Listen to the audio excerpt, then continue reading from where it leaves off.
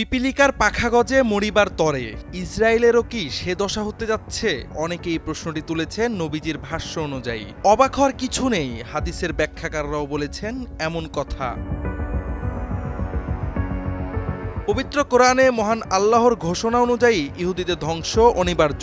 রাসূলুল্লাহ সাল্লাল্লাহু আলাইহি ওয়াসাল্লামের ভবিষ্যৎবাণীমূলক হাদিসের আলোকে বলা যায় ইহুদিরা অবশ্যই ধ্বংস হবে। নবী করিম সাল্লাল্লাহু আলাইহি ওয়াসাল্লাম বলেছেন, ততক্ষণ পর্যন্ত কিয়ামত হবে না যতক্ষণ না মুসলিমদের সঙ্গে ইহুদিদের যুদ্ধ হবে। মুসলিমরা ইহুদিদের হত্যা করতে থাকবে। তখন তারা পাথর ও গাছের পেছনে লুকিয়ে আশ্রয় নিবে। তখন পাথর ও গাছ বলবে, হে মুসলিম, এই তো ইহুদি আমার পেছনে লুকিয়ে আছে, এসো তাকে হত্যা করো।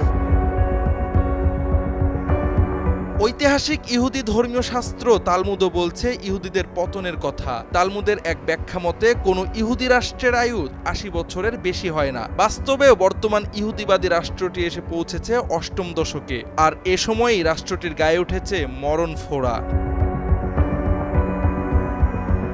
বর্তমান ইরান ইসরায়েল সংঘাতে ইহুদিরা যেভাবে ঘরবাড়ি ছেড়ে পালাচ্ছে তা বারবার স্মরণ করিয়ে দিচ্ছে নবী সাল্লাল্লাহু আলাইহি ওয়াসাল্লামের বিখ্যাত সে হাদিস। প্রকাশ্যে যদিও তাদের হম্বিতম্বি দেখে ভিন্ন কিছু মনে হচ্ছে, তবে বিশ্ব মোড়লদের দ্বারে দ্বারে সাহায্য প্রার্থনা ও তাদের মাধ্যমে ইরানকে যুদ্ধবিরতির প্রস্তাবে রাজি করানোর প্রচেষ্টা প্রমাণ করছে উপরে যা দেখাচ্ছে ভিতরে তা না। তালমুদের ভবিষ্যৎবাণী নিয়ে শঙ্কিত খোদ ইসরায়েলের প্রধানমন্ত্রী বেঞ্জামিন নেতানিয়াহু।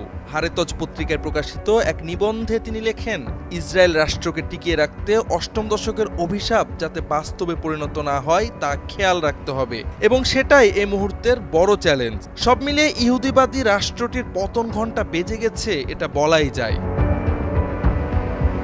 জাওয়াদ আহমদ, সময়ের আলো।